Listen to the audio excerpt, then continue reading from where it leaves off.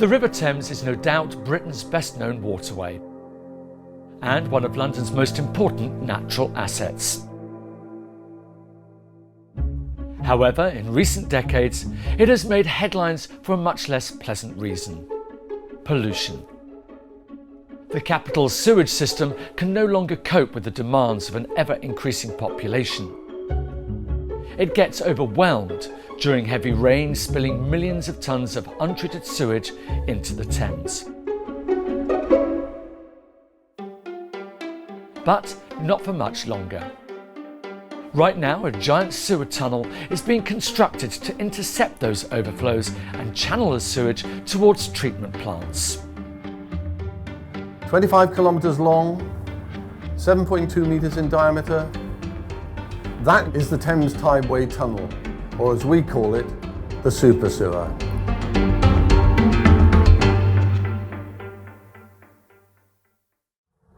Nearly 39 million tonnes of raw sewage goes into the Thames virtually every year.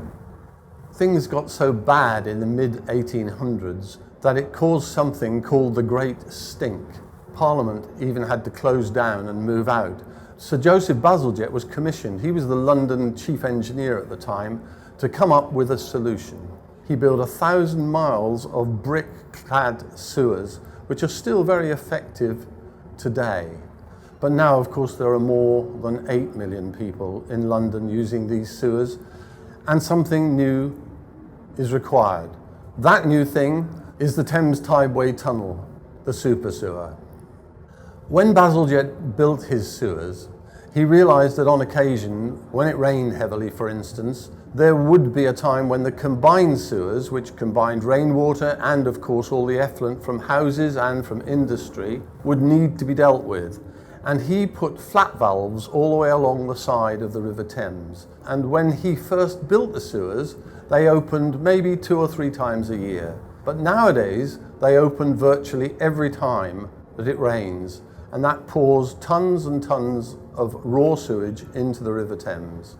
What the super sewer does is pick up all these flat valves and take it through tunnels and pipes and ducts down to the large tunnel that runs 25 kilometres along the Thames. That tunnel runs under gravity at a fall of 1 in 800, and it stores the materials until they get down to Abbey Mills, where it joins the Lee Tunnel, and from the Lee Tunnel it goes on to Beckton, where when they're ready for it to be treated, they bring it up, they treat it, the water effluent goes back in the Thames, and everything is much cleaner further upriver.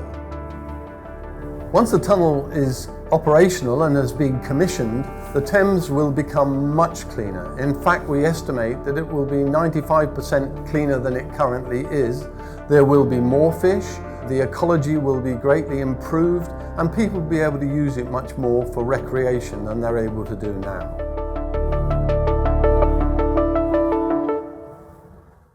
This environmental project is true to its name, not only in what it's doing, but in how it does it. To date, we have moved more than 4.5 million tonnes of soil and building materials up and down the river, saving 500,000 lorry journeys and 14 million lorry miles. But more importantly than that, perhaps, we have cut the emissions of moving these products and the soil around by some 90%. This project is innovative, not just in engineering, but also in the way it's been financed. For very large projects like this, we have the advantage of a government support package.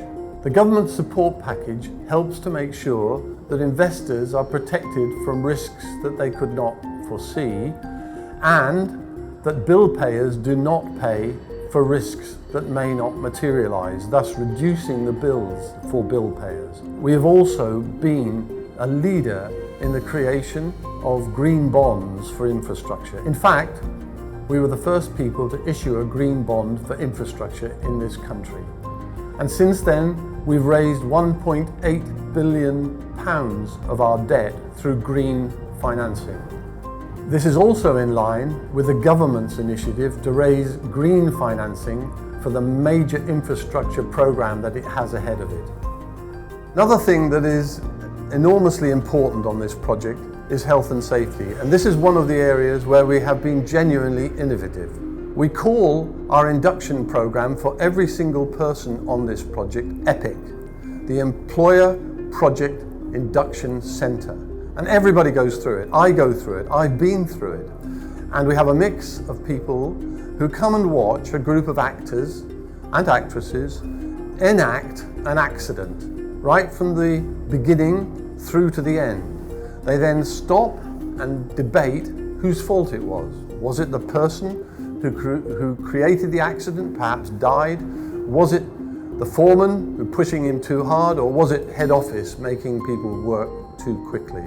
And I can assure you from personal experience, it has a very significant impact on people and sends them out onto this job in a way that they really are aware of their own personal responsibility for their own health and safety. On a number of places along the river, we actually have to come out into the river for our temporary works. In a number of those, we intend to turn them into areas of new public realm. The largest of the areas of new public realm will be at Blackfriars.